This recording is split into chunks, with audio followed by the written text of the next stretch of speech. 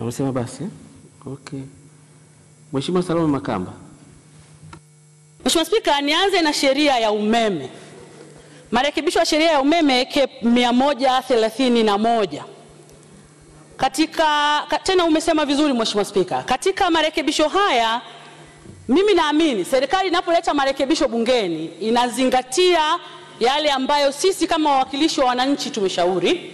Lakini pili, inazingatia ombwe kubwa ambalo liko kwenye jamii. Naamini hivyo. Na Mheshimiwa Spika, mimi nimekaa kwenye bunge hili sasa inaenda miaka 5. Mambo ambayo serikali imeleta kwenye marekebisho ya sheria kwa ujumla wake nikiangalia hasa KEP 131, kwanza wamejikita kwenye kutoa mamlaka kwa kamishna, lakini pili wamejikita katika kuongeza adhabu. Lakini Mheshimiwa Spika, changamoto kubwa kwa miaka 4 iliyopita ndani ya bunge lako hili tukufu, changamoto kubwa, na tukizipanga kwa kipaumbele, changamoto ya kamishna kama imewahi kujitokeza haijafika hata 5%. Changamoto ya kuongeza adhabu kama imewahi kujitokeza haijafika hata 5%. Changamoto kubwa ambayo ipo katika sheria hii ya umeme, ya kwanza kabisa ni ucheleweshwaji wa utoaji huduma unaofanywa na shirika la umeme TANESCO. Haya ndio malalamiko makubwa ya wananchi. Na kila siku humu ndani, hata kwenye maswali, tukienda kwenye Hansard, concern za wananchi ambazo zinatolewa na wabunge humu ndani, kwangu sijapata umeme, umeme wa REA hujafika kwangu, kwa nini umeme umechelewa? Na tulitegemea sasa hiyo reflected kwenye sheria hii. Sheria hii imekaa kimya kuhusiana na hilo. Changamoto ya pili ilikuwa ni bei ya umeme na tozo zake, kwa maana VAT na tozo tofauti tofauti. Wabunge wanalalamika humu ndani. Sasa Mheshimiwa Spika, leo ukiacha ule umeme wa REA wa shilingi 27,000, mtu anatozwa VAT, kwanza anajiuliza kikokotoo cha VAT mpaka anatozwa, kwa nini nalipa bili? Hayo ndo maswali makubwa ya wananchi ambayo serikali ilitakiwa kwenye marekebisho haya ya sheria ya umeme KEP 131 yapatiwe majibu. Mheshimiwa Spika, changamoto nyingine ilikuwa ni namna gani watu binafsi wanaweza kuzalisha umeme na kuliuzia shirika la TANESCO, yani shirika la umeme la TANESCO. Lakini hilo nalo hajapatiwa ufumbuzi yakinifu katika marekebisho ya sheria. Kwa hiyo Mheshimiwa Spika, ukiniuliza mimi generally nini ilikuwa nia ya serikali kuleta sheria hii, nitasema walikuwa wanaongeza mtu atakayesimamia zaidi ukusanyaji wa mapato kwa maana ya kamishna, lakini pili wanataka kuongeza adhabu ili waweze kukusanya mapato. Lakini in reality intention ya serikali kwenye mabadiliko haya mimi sijaona, pamoja na kuleta kwa haraka namna hii, sijaona kama imetatua changamoto kubwa ambazo wananchi kupitia bunge, mabaraza ya madiwani, vyombo vya habari tumekuwa tukisema ili wananchi wetu wapate kutatuliwa. Kwa mfano Mheshimiwa Spika, wameleta kifungu cha 24, mabadiliko kwenye kifungu cha 24 ambacho kimefuta kifungu kidogo cha 8 na kukiandika upya, wakisema kwamba mimi nikivuta umeme leo nikaenda kulipia nguzo 4-5 kuleta umeme kwenye eneo langu, basi watu wengine wakitaka kuvuta wataruhusiwa kuvuta kupitia zile nguzo ambazo mimi nimezilipia TANESCO. Na baada ya hapo wanasema mimi nitalipwa kidogo kidogo kwenye bili. Hiyo kidogo kidogo ni shingapi kwenye gharama? Na nitalipwa kwa muda gani? Sheria iko kimya.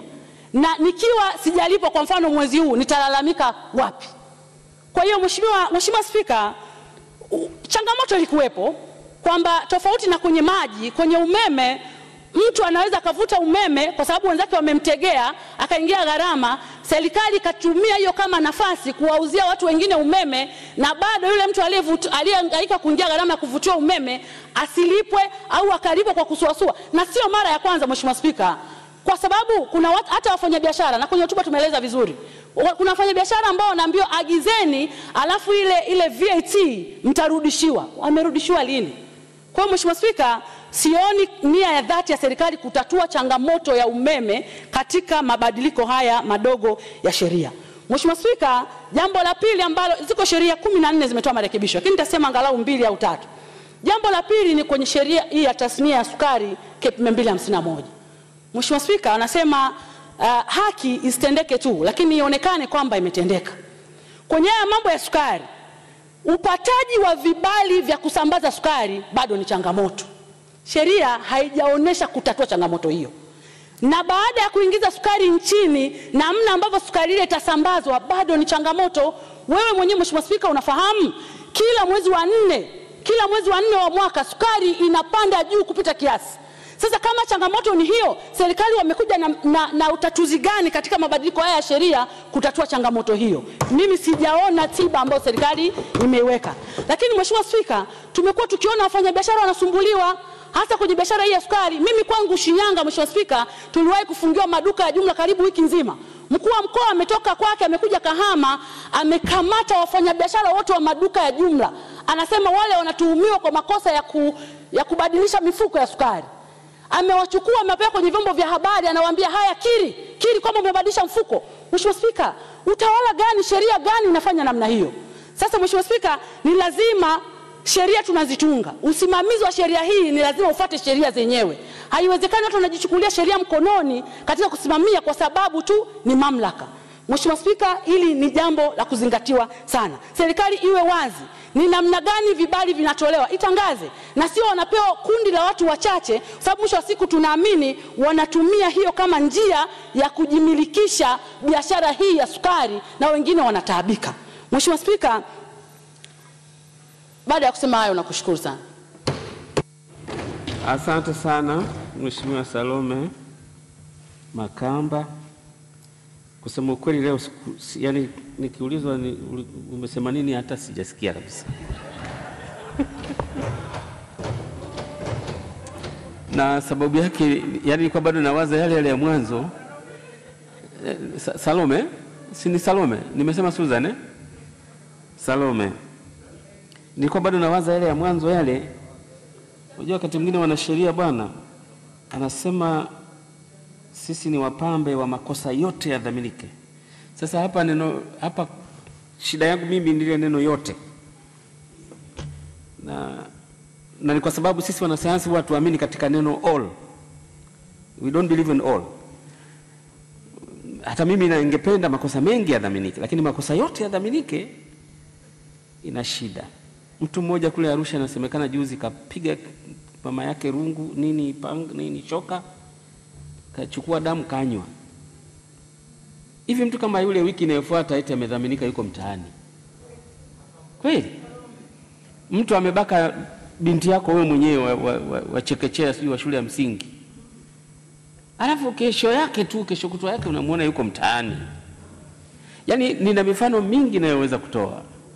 Hivi vitu vingine hivi unaweza mkana ushabiki wa Ulaya huko, lakini hapa Tanzania tutajenga tu society ambayo ni lawlessness, kwamba sasa kumbe mtu nikimpata wa namna hii huyu ni size yangu. Nikubeba tu bunduki, sijipanga nini nimalize basi. Kwa hiyo ni vitu vya kwenda navyo taratibu kidogo. Kweli makosa mengi yadhaminika, lakini yote Jamani. Tunaendelea Mheshimiwa Dr. Susan Kolimba.